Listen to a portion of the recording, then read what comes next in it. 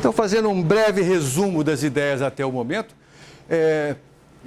eu mostrei a você que se eu defino um número complexo cujas partes real e imaginária são as componentes x e y do vetor velocidade, então esse número complexo ele atende a uma equação diferencial que é exatamente aquela que tem como solução uma exponencial com o expoente, um sinal menos, né?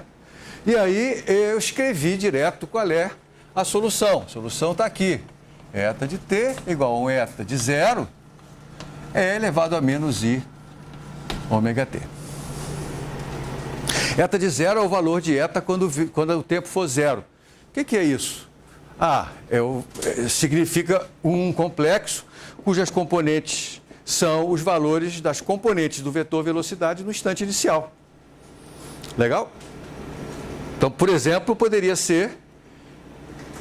isso aqui, essa representação podia estar mostrando para a gente quem é o vetor velocidade inicial.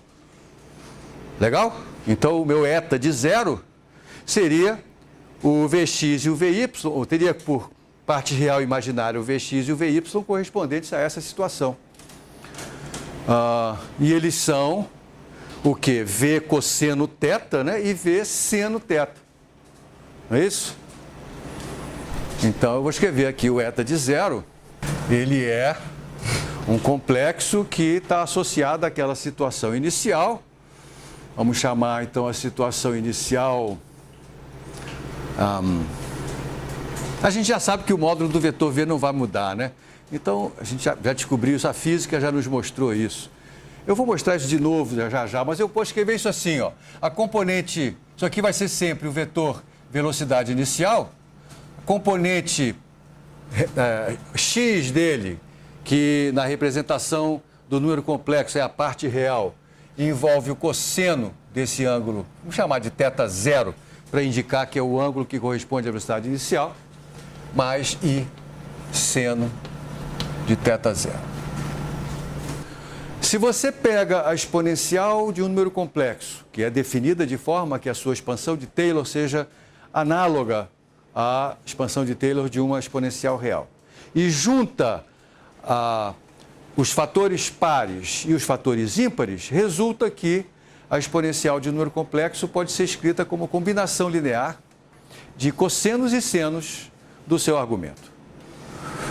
Na verdade, isso é chamado a fórmula de De Moivre. Então, isso aqui eu posso escrever assim, ó, V0 é elevado a i θ zero. Então, eu vou usar a fórmula de De Moivre para reescrever a expressão do eta de t. Né? Então, o eta de zero, V0 é elevado a i θ zero, aqui está ele, e aqui está o E elevado a menos i ômega t. Estou usando para a exponencial complexa as mesmas regras de operação que uso para as exponenciais reais, já que elas são definidas de forma equivalente.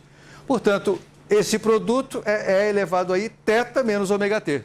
Aqui está, portanto, a expressão final da nossa solução.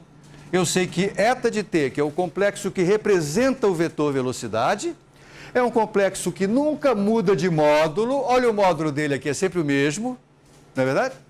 O que muda é o ângulo que ele faz com o eixo horizontal, que no contexto dos números complexos nós chamamos de seu argumento.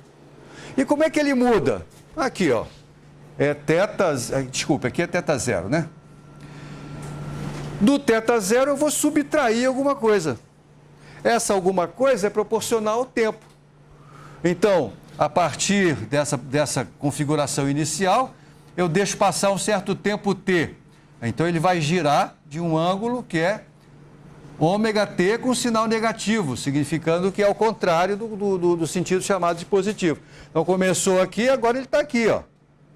Então, depois de decorrido um tempo t, aqui está o vetor velocidade v de t, e eu estou confundindo o vetor velocidade v de t com o número complexo eta de t, já que a representação geométrica dos dois é igual. Eu posso olhar para cá e dizer qual é a componente x do vetor velocidade, qual é a componente y. Então, nós aprendemos que uma partícula carregada sob a ação de um campo magnético uniforme, o que vai acontecer com o vetor velocidade dela é o seguinte: A componente Z, a componente do vetor velocidade paralela ao campo, ela não vai se alterar, vai permanecer sempre constante.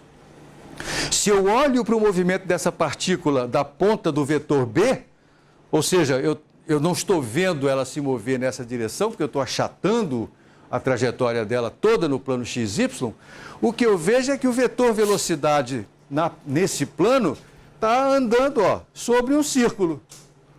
Não é verdade? Sempre com o seu módulo constante.